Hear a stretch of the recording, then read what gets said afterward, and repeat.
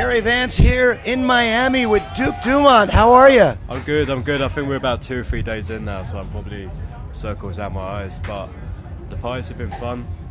There's a little dog here. It's Frankie. He's the new mascot. He's actually really cute. He's not shy, is he? Just walking around. He's not a timid dog. No, last year when we had headphones on him, he was DJ Wolf Wolf. You can tell, like, his tail's wagging. He's happy. Yeah. Bless him. So, here in Miami, where are you from? So I'm from the mean streets of London. London born and bred. I lived there all my life.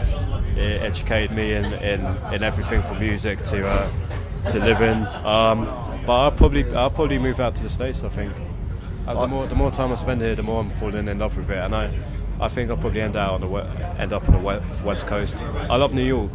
Don't get me wrong. I'd say my soul's probably more based in New York, but that's the quality of life. Everyone goes out to LA. So, and being from London, it's cold and wet in London. I serve my time, so I'll be out in LA later this year.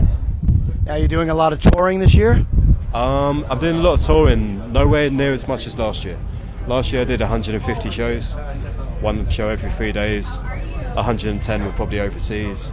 I loved it, but I really want to. I mean, even though I finished an album last year, I really want to concentrate on my music. I think he wants to do an interview, doesn't he? Yeah, he's bum rushing the stage. He wants to be the superstar. Now, if you can control the turntables, we'd be in good shape. Yeah. DJ Dog.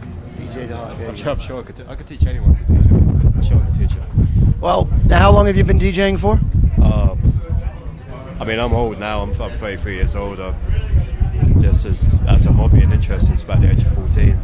As a living, I've surprisingly come quite late into it because, I was a working class kid. I don't come from money. I had to hold down regular jobs up until about 24, 25. But I'd always been making music since about 15, 16. Been DJing, and I did DJing and music at the same time. I didn't suddenly just make music and suddenly become a DJ to try and make money. I had a passion for the both, so I've been doing it all my life pretty much. But as a profession, the last 10 years. So.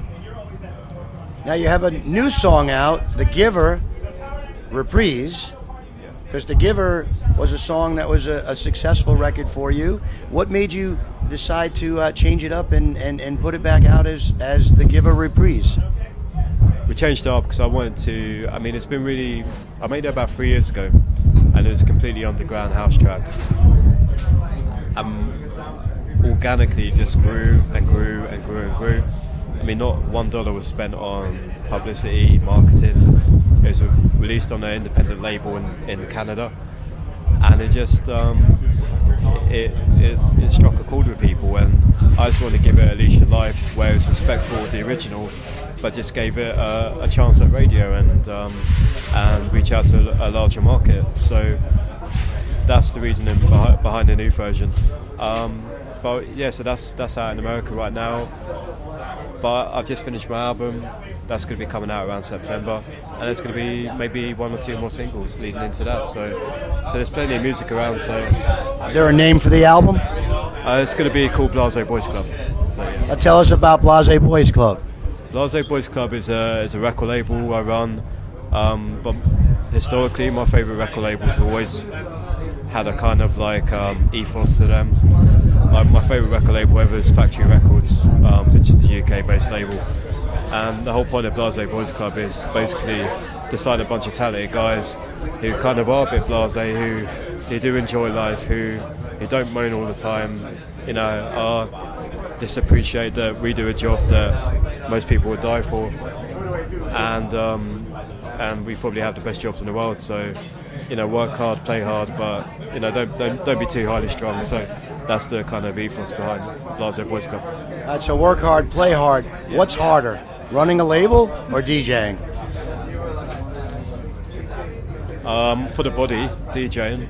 For the mind, the label. The label makes you feel. I don't think when I DJ. It's like I go into autopilot. It's like a sportsman and their muscle memory. I don't even think when I DJ. I'm not sure that's a good or a bad thing. But with the label, I do have to think. I have to plan out the releases and go inside new acts and stuff. So.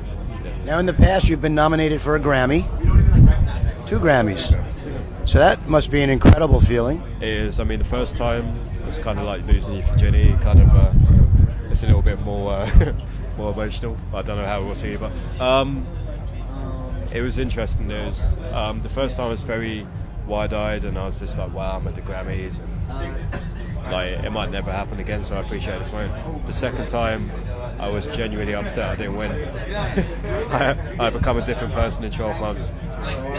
But it was an honour to be asked again for the second time. So it'd be nice to go back nominated for Best Dance Album next year. That's the goal. Well, you know what they say, third time's a charm. So that means you're going to win next time.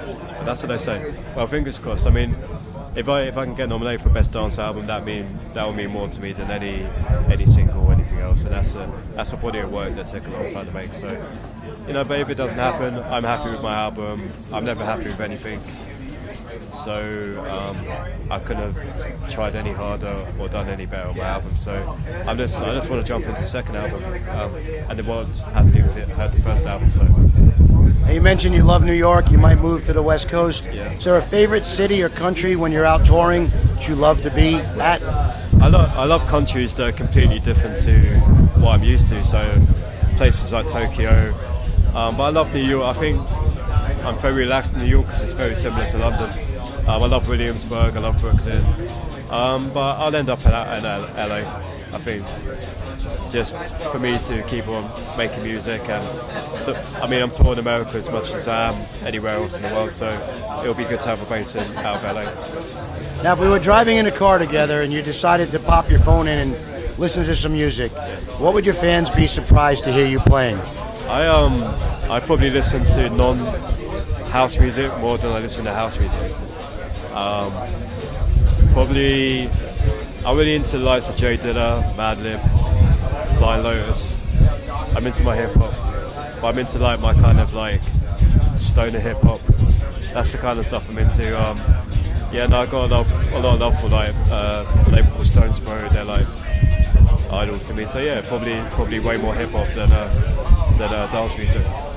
And if you weren't working tonight, weren't DJing, weren't in the studio, and you can go hear one DJ spin, who would it be? Well, one DJ in Miami or one DJ around the world? Anywhere in the world. I was fortunate enough to see Frankie Knuckles before he passed away. I was even more fortunate enough that one of the last remixes Frankie ever did was of a song of mine called Need You 100%. I reached out to him maybe a few months before he died, and they done that record. And for me, as a fan of house music, it was just a really nice thing. The fact that Frankie had remixed one of my tracks, and that was an honour, and just to have met him and seen him DJ. So yeah, I think I already accomplished my dream. So maybe I'm a big fan of Armand van Helden. He's in town, so yeah. That's amazing. As you talk about Frankie, I'm getting goosebumps and chills. I had the pleasure of promoting his Whistle song, and what I loved about Frankie, and a lot of people have talked about you and Frankie when they talk about your music. Whenever you saw Frankie, he always had a smile on his face. He was always happy.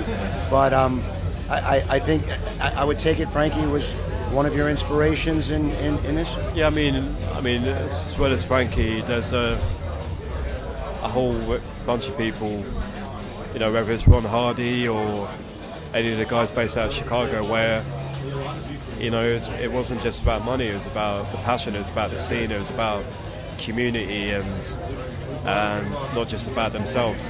DJing tends to be all about the DJ and the superstar right now, and I'd like to see that change. I think it should be more about how the people feel. If people are in unity and feel together, that's fantastic.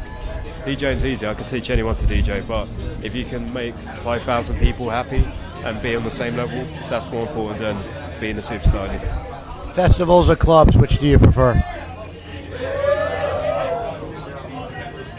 It depends what the festival or the club is, to be honest. Both are completely different, and I pride myself in being able to step up and do both. But like I said, it completely depends what the festival or club is. You mentioned you did 150 dates last year. With all the traveling you do, what's one must-have travel item? my USB to DJ. I've travelled and had my bags lost. I have my USB stick in my pocket. As long as I don't use my USB stick with all my music on there, so it has to be that. I've lost everything when I've been on the road.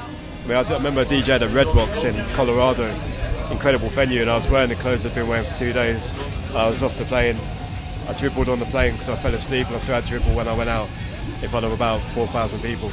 So I don't care about the clothes or anything like that. As long as I've got my USB stick, then I'm happy. And if we were back home, we wanted to go to a good restaurant to get something to eat, where could your fans go to get a great meal?